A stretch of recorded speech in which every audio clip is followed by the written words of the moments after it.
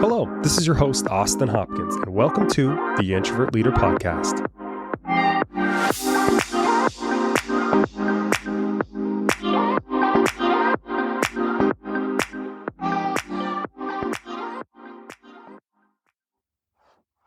Welcome to episode 29. I'm happy to have you guys here today. We're going to jump right into things. Here's what I've been into recently. I want to start things off with music. I'm a big fan of SZA, and I'm hoping you've heard of SZA unless you've been living under a rock, and if so, it's probably time that you leave that rock and go find some good music. And SZA is your perfect way to jump into some good music. And I've been such a SZA fan ever since her album Control, and it was my cousin who introduced me to Control, and she was staying with us for about a month, and we bumped that whole album over and over again. I absolutely love every single track on that album. I love her newer stuff. Her newest album that came out in 2023 is fantastic. And if I had to share with you my favorite song, it's probably going to be Doves in the Wind, featuring Kendrick Lamar, again, off of that Control album. Such a good song with two of my favorite artists. So if you're not listening to SZA, go give her a chance. Go give her a shot. See what you think. Okay, moving on. YouTube content. I discovered this guy named Vinh Giang. I'm going to spell it V-I-N-H, last name G-I-A-N-G. And I stumbled upon his content, I would say maybe about 2 or 3 years ago. And essentially, he is a communications expert. So he talks about all things communication. How to be a better public speaker, how to have better written communication, how to get people to understand what you're saying. He breaks down everything communication in such an easy way to absorb the information that I've actually started to use a lot of his content with my clients as well. So I'll send little clips to my clients of things that they want to get better at. And I just really love his content. I think he has a great way of breaking down communication, making it easy to understand, easy to approach, and really easy to implement as well. So Vin, check his stuff out. Really, really solid information. Okay, recently I got into the show Yellowstone. Guys, I drug my feet for this show for it felt like 4 or 5 years. Everyone was into it. I kind of have this weird thing that if everyone else is into something, I kind of don't like it, which doesn't always make sense. But a lot of times that seems to be the case. And so this was the case for Yellowstone. Me and my wife had no interest in watching it. But one day we were kind of bored. We downloaded Peacock and turned on the first episode, and I got hooked. I love it. It's good. I like the acting. I think Kevin Costner is a badass. I think the scenery is simply amazing. And, kind of reminded me of my childhood in a couple of different ways, being around animals and kind of being on the farm and what's that like and what's that experience, look and feel like. So really good show. Kind of reminded me of Succession in a way. We're on season 2. We're loving it. We've been binge watching it and hoping to get through the next couple of seasons, but really, really enjoying it so far. So if you haven't watched Yellowstone, might be worth checking out. Updates for me, quick update. We have a new newsletter that's dropping this week. If you're not signed up for the newsletter, then you're missing out on career and leadership content. And I don't want you to miss out on it. It's all the same stuff you're hearing on the podcast, but even more in depth, even more valuable. So do yourself a favor. Go download, go subscribe to the newsletter, the Introvert Leader Dispatch. Lots of good content I don't want you to miss out on. Okay, I want to move on to a listener Q&A.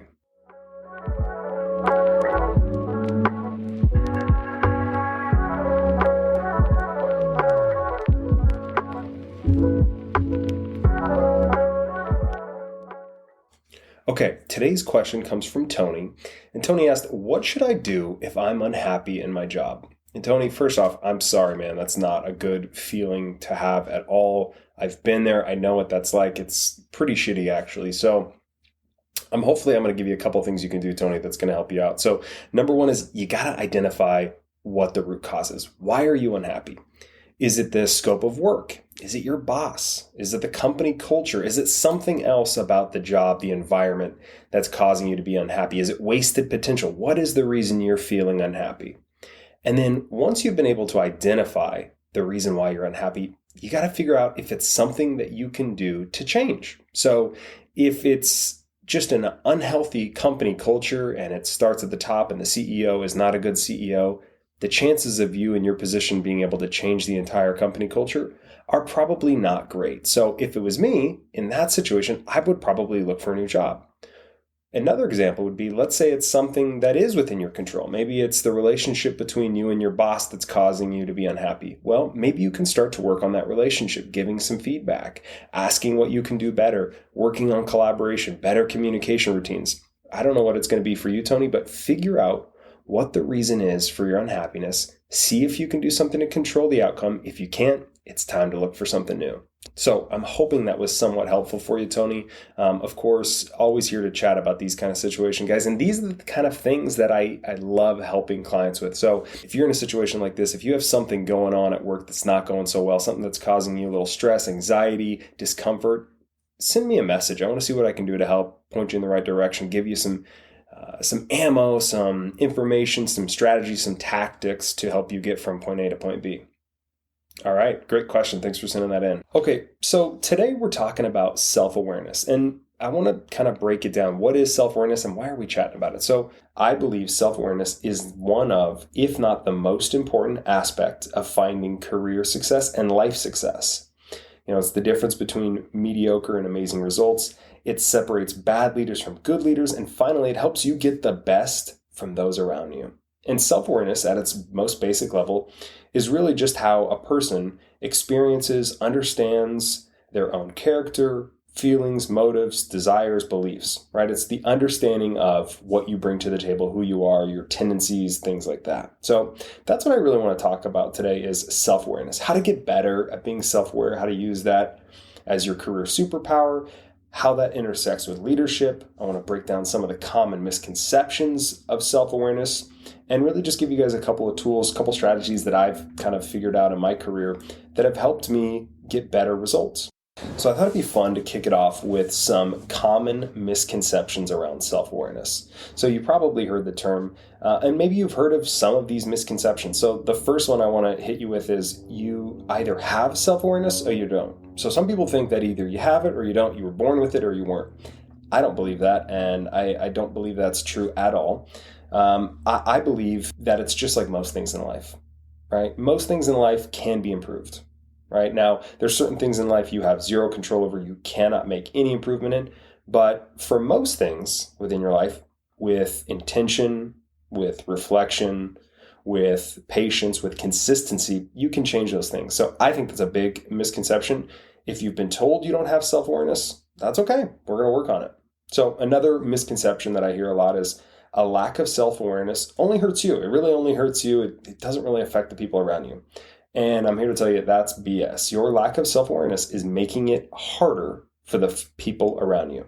You say the wrong things. You don't put yourself in their shoes. You step on toes. You make it harder because you're only worried about what you're saying and what you're thinking. You're not worried about how people are perceiving you, how they're taking that message in. Another really funny misconception is you can fake self-awareness. And this one's, the reason I say it's funny is because I've seen some really high up leaders in companies that I've worked with who think you can fake this, and they'll even attempt to fake it. And so they'll ask questions and put on a show, but I wasn't ever fooled, and I don't think most people are fooled. We can tell when someone's being fake, disingenuous, and if you're trying to fake self-awareness and act like you're self-aware, we can smell it. We can see it. You're not fooling anyone. So it's another common misconception. And then the last one is, I've heard this many, many times, is you can be successful without self-awareness. And I think while you may be able to be successful from a surface level definition, right? Things, titles, those things are kind of surface level success measures. I think when it comes to real success, and what that means is the relationships, how people perceive you, how you operate in the world. When it comes to that success, you can't get there without self-awareness. If you're only focused on you, your priorities, what you're doing, how things are working for you, you are going to piss people off and you're not going to be getting the success that you want. You might get the title, you might get the money, but you're going to be sitting in a room by yourself, isolated, people telling you what you want to hear, and you're not going to be getting what you could be from the people around you. And at the end of the day, let's be honest, that's what it's all about, is the people. It's the relationships. That's what matters. So I thought it would be fun to kind of share some of those common misconceptions that I've heard so far in my career. So let's say you've heard of the term self-awareness, but you're not convinced that it really matters. You're not convinced that it actually will do anything good for you. So I was really thinking about all the benefits of self-awareness, all the things that I've seen in my own life that have made my career journey better, easier, more successful. And three things really stand out to me when I think about the major benefits of self-awareness. So the first one for me has been being promoted quicker. So, I'll share this with you, and I say this with all humility, but I was lucky enough to get promoted on average every year and a half throughout my 15-year career in banking. And I really believe folks who can master or even harness their self-awareness get promoted quicker. And, for me, what it was is I made it a point to understand who the people were around me. And then I gave them what they want or needed. So I would say the things I knew they wanted to hear. Now, I don't mean lie or be dishonest, but I do know that it's important to say the right things to people to get the responses that you want. So I made it a point to understand what the people wanted around me, how I was perceived, and then I gave them that.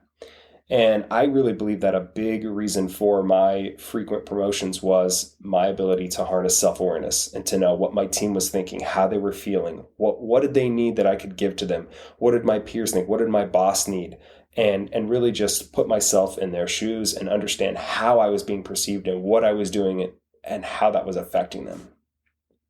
So outside of getting promoted quicker, I think a huge benefit is you're going to have better relationships.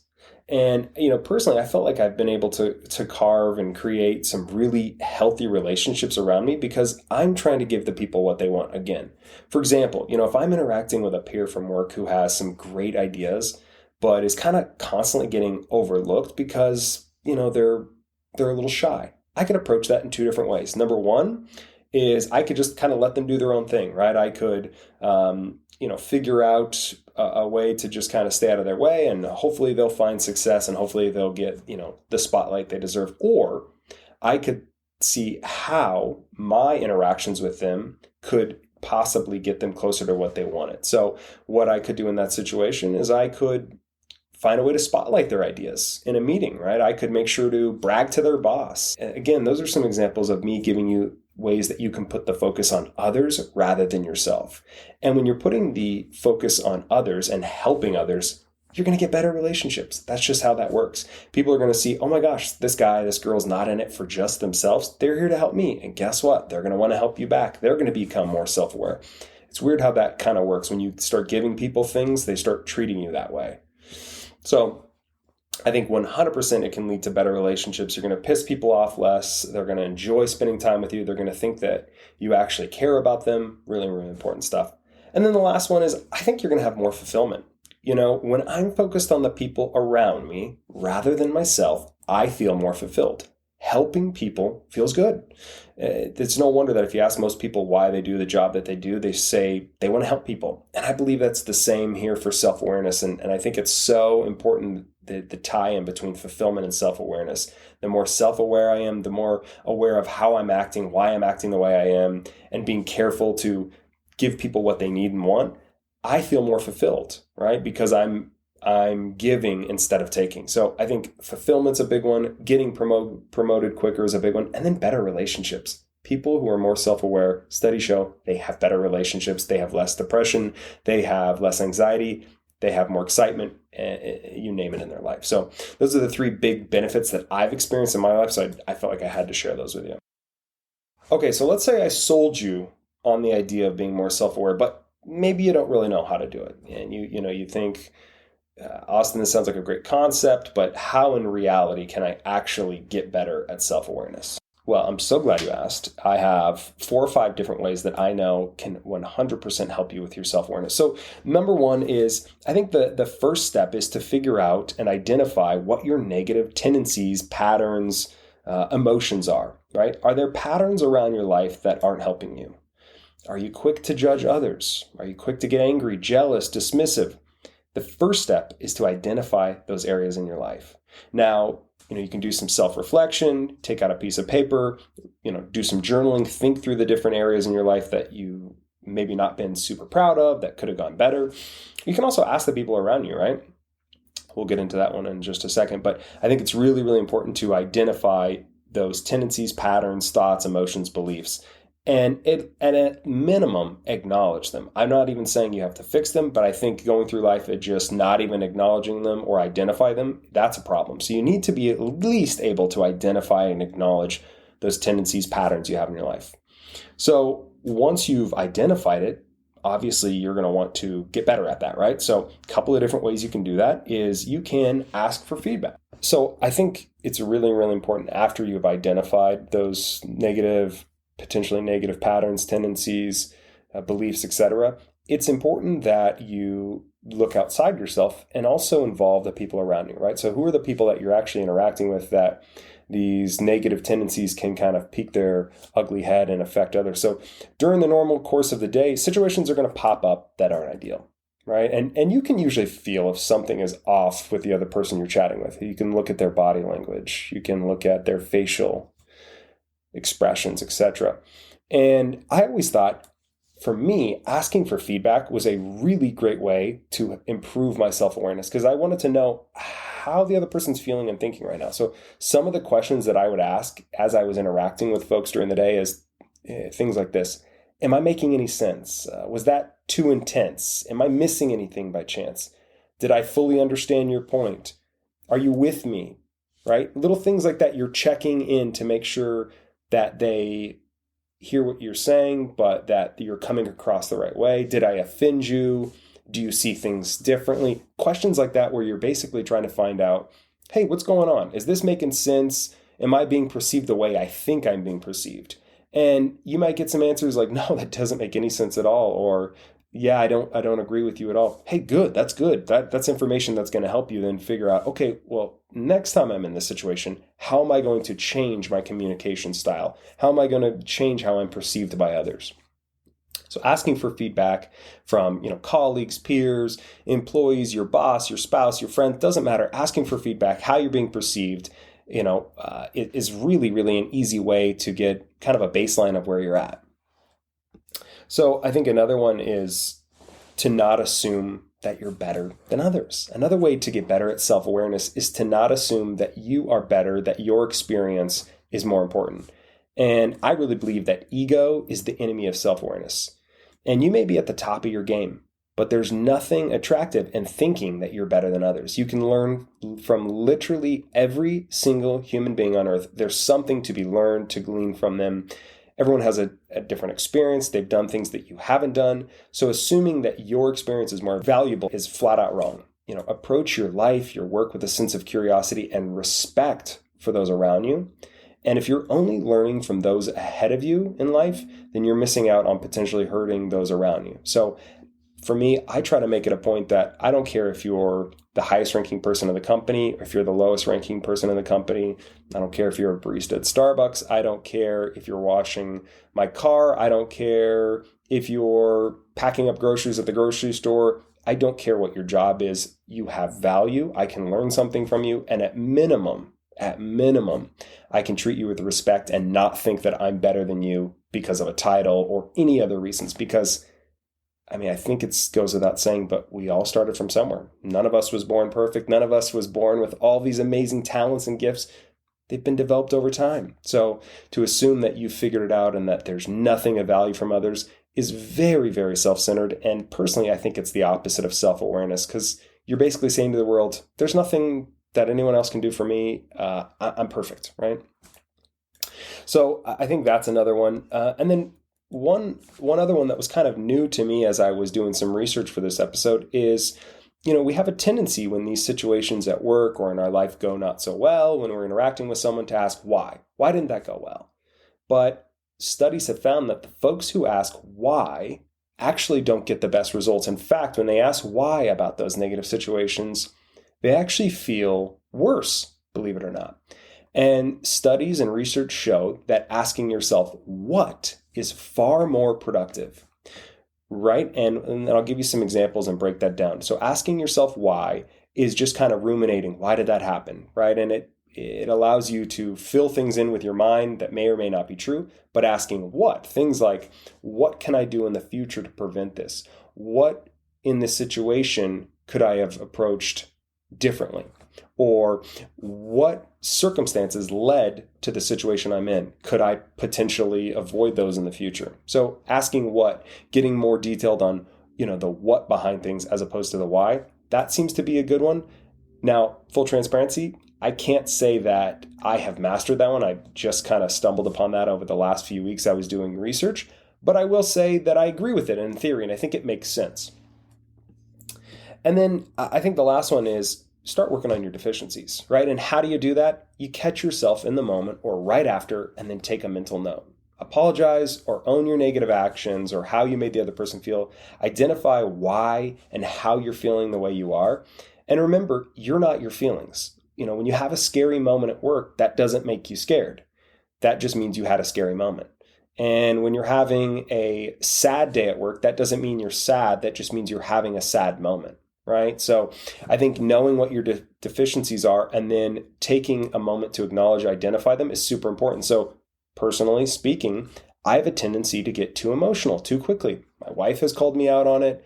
I think my family or friends have, over the years. And so I'm aware of that. And so, what I try to do is if there's a moment where I'm interacting with my spouse and I seem to be kind of getting too emotional too quick, I'm not perfect at preventing that. But what I like to do is catch myself at least a second earlier than I did the last time, or a minute earlier, or at minimum apologize for it right afterwards. And that really goes a long way. It's showing like, hey, I know these are my tendencies. I'm not perfect. I have weaknesses. Here's one of them, but at least let me acknowledge that and know that I'm working on it. And I'll tell you what, even though I'm too emotional sometimes with my wife, she has told me that she really appreciates my ability to at least acknowledge that I was doing that, as opposed to doing it and then doing it again and not even acknowledging it and just letting it continue to happen. So that's a big way for me too, is just acknowledging it, catching yourself in the moment, taking a mental note, writing it in your notes app so you don't forget to talk about it later, whatever it is, right? Really, really important to work on those deficiencies. So again, look for those things, identify them, start working on them, ask for feedback. Don't assume you're better or know more than others, and ask yourself what instead of why. Okay, I want to move on and switch topics a little bit to self-awareness and leadership. So I really believe that self-awareness and leadership go hand in hand. I know some of the best leaders I have ever worked with have such a high sense of self-awareness, and some of the absolute worst dog shit leaders that I've ever worked for have no self-awareness or very little. And as a leader, your main priority is taking care of your team. So it's not about what your needs are, your feelings, your goals, your priorities. It needs to be about your team. So really, as leaders, we should be more focused on what our team needs.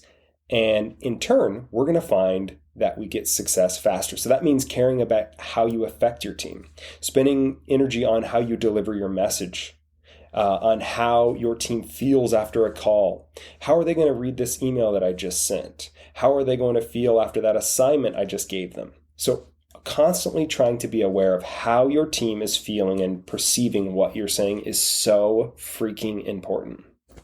Now, I will say, the higher you move up in your career as a leader, the harder it is to maintain your self-awareness. You become more and more focused on what's worked in the past, and instead of doing self-reflecting, you just try to almost put it on autopilot. Hey, I've done this before, it works. And that's okay for a lot of things, but it's really, really important that as you move up higher, that you don't lose that sense of self-awareness. What do people think about how I'm communicating to them? How do I make them feel? Am I getting the best out of those people? And if the answer is, I don't know, it's probably time to look at your self-awareness. When's the last time you asked for feedback? When's the last time you put yourself in the shoes of your team to find out, hey, do I want to give them this huge assignment at 3 or 4 p.m. on a Friday with the expectation to get back to me on Monday? Probably not, right? So again, I think self-awareness and leadership go hand in hand. Something that I've really been proud of in my career is that, I over the years have gotten a lot of compliments around my, emotional intelligence, around self-awareness specifically. And it feels good to get those compliments, because that was something that was really important to me. I wanted to make sure that I was really putting myself in my team's shoes. I wanted to know how they felt every single day, because if I can put myself in their shoes, if I can try to figure out what they're feeling, then I know what they need. And as a leader, that's my job, is giving my team what they need. So self-awareness and leadership, the two are not separate. They have to be together. If you're working for a leader who doesn't have self-awareness, I apologize. If you're working for a leader who has self-awareness, congratulations, you found one of the good ones. Okay, let's move on. Now I want to talk about how self-awareness can be your career superpower. Right, there's lots of things in our careers that can make you good. If you're a good communicator, that's fantastic. If you're good at organizing, operational tasks, all that kind of stuff, really good, really important. But what I have found that self-awareness can be that superpower, that thing that makes you stand out from everyone else in the company. So a couple things that come to mind when I think about using self-awareness as your superpower. Number one, it's all about building a personal brand. Building a reputation of being self-aware will help you stand out from the crowd. Like I just said, people want to work with you. People want to be around you. You will have a reputation of someone who cares for others. People who walk around thinking that their shit doesn't stink and that they're perfect, people don't like those kind of people. You're not going to have a good reputation. But if you're known as someone who cares about others, cares about how they're perceived, cares about how you make others feel, you're going to have a great reputation. People are going to love that about you, and it's going to help you stand out because, let's be honest, not everybody does that. Another one for me is I have found that self-awareness obviously makes better relationships, but those better relationships equal better performance. So using self-awareness will lead to better relationships, of course, but when those relationships are good and when people are spending their energy not defending themselves, not getting annoyed with you, they can spend that energy on stuff that matters. So imagine if you go into work and you have a team that you're managing or a team that you work on, and during those 8 hours during the day, there's no disagreements, there's no drama, people are putting the needs of others before their own. Guess what's going to happen? Performance is going to go up. That's just how that works. When you're not focused on the shit that doesn't matter and you're focused on the stuff that does matter, performance gets better. I can confidently tell you that having better relationships with the people on your team, if you're a leader, or having better relationships with your peers is going to lead to better performance. I have seen it in my own life. I've seen it in the lives of countless people around me. So focus on that self-awareness with your relationships and you're going to get better performance. And then I think the last one around a career superpower is self-awareness can allow you to focus on your strengths versus your weakness. So when you're self-aware, you can start to understand what you bring to the table. And then you can spend your energy on the things that make you better, and you can avoid the situations that make you worse. So for example, let's say I know I have a tendency to get annoyed with my peers, the ones that sit right next to me at my office, right? Let's say I sit next to a group of 5 or 6 people and they're chatty and they love to talk throughout the day, and so be it, right? They're having fun. But for me, that stresses me out. So I know that I can snap at them the next time they ask me a question, or I can choose to excuse myself and go sit somewhere else in a little corner, get my work done.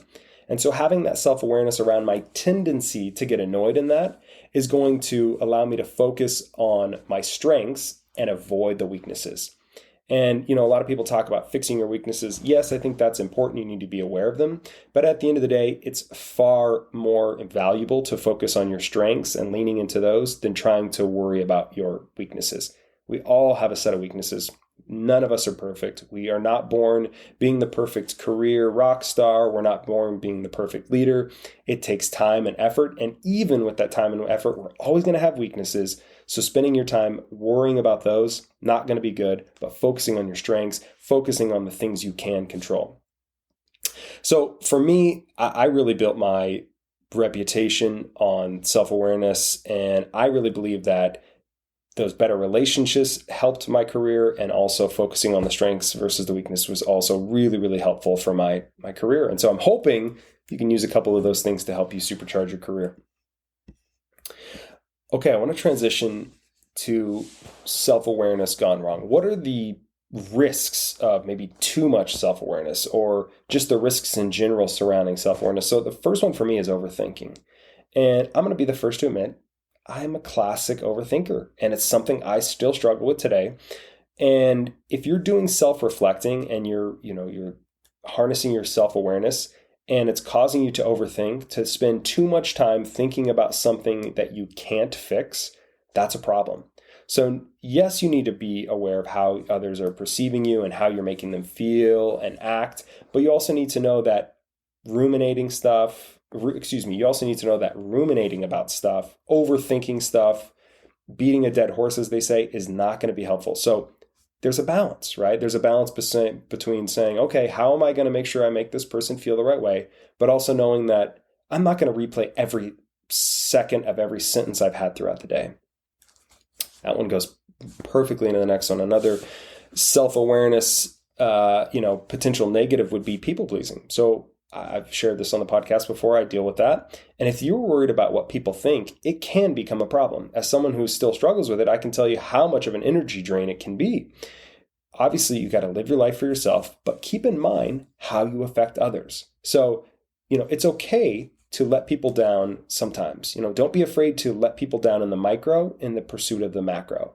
So if I know that I have a lot of work I need to get done at work and a big project's coming due and I get invited out to go out with people for drinks on a Thursday night, I could say yes, and that would be great. And that would please them and we'd probably have some fun, but that would be at the expense of maybe my big project. Or I could say, hey guys, I can't go out tonight. I got a big project I'm working on.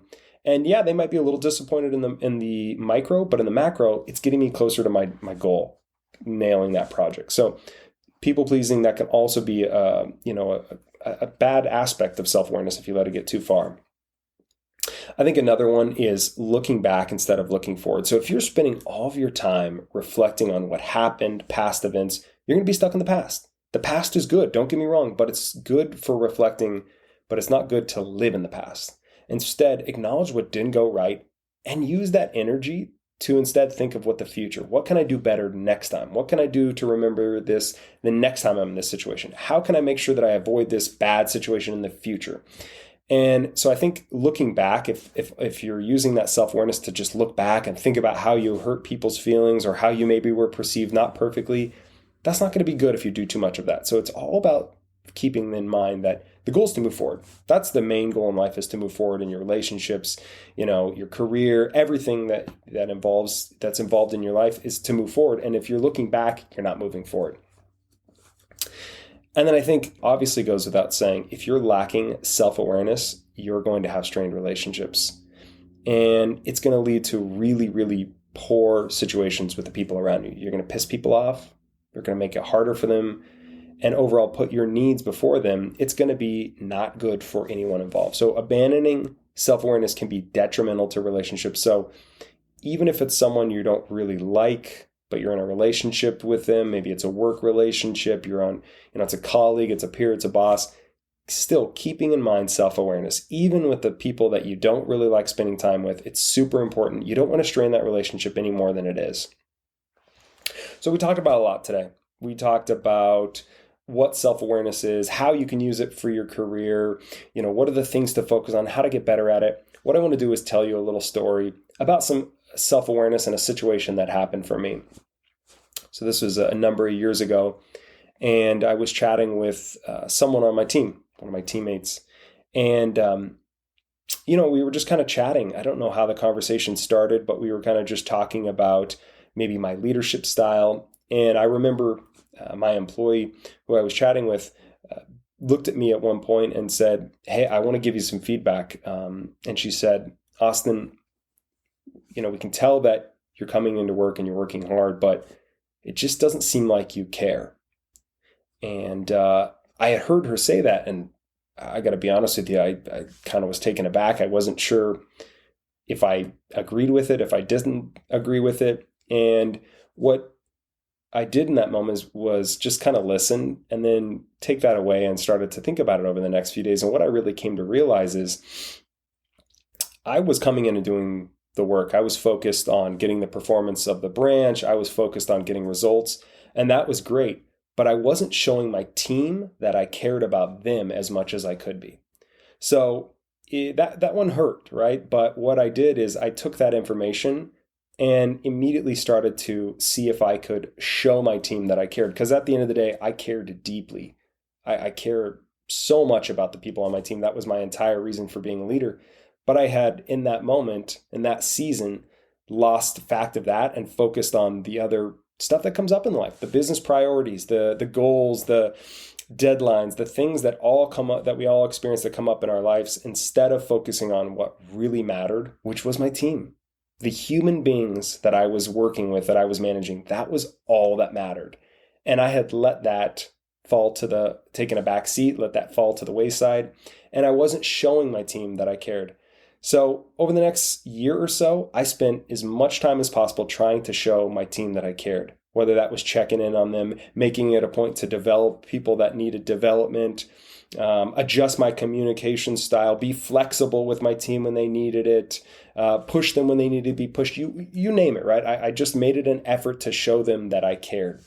And, that was a moment for me that I think was really, really pivotal, because I think it took my leadership from pretty good to pretty amazing. And again, I don't say that to be, cocky. I just say that was a moment that I needed. That was a gut check time. And had I not listened to that employee and just ignored it and said, it's just an employee with an opinion, I really think that would have hurt me. So instead, I was able to use a little self-awareness to take stock in what she was actually saying. And I'm happy to say that it helped me in the long term. And, it's funny, I was actually reconnecting with her a few months ago. We hadn't talked for quite a few years, and I shared that story. Of course, she didn't even remember saying the comment. But I just made it a point to say thank you to her for saying something that was potentially uncomfortable for her, but that really helped me grow as a leader. So I want to wrap things up with a challenge. This week, I want you to think about self-awareness. And I want you to take a moment to exercise your self-awareness. So I want you to watch the people around you, the people that you're interacting with. I want to see how they respond to you, right? Are you causing negative situations? Are you making it uncomfortable for people? Are you being perceived the way you think you are? And if you're not, I want you to take a mental note, and I want you to try to work on it this week, right? I want you to be aware of it. I want you to identify it, label it, acknowledge it, and know that, hey, I can fix my self-awareness, but it just takes a few small steps. So I'm hoping you got some value out of the self-awareness chat today. I want to say thank you so much for listening. Make it a great day.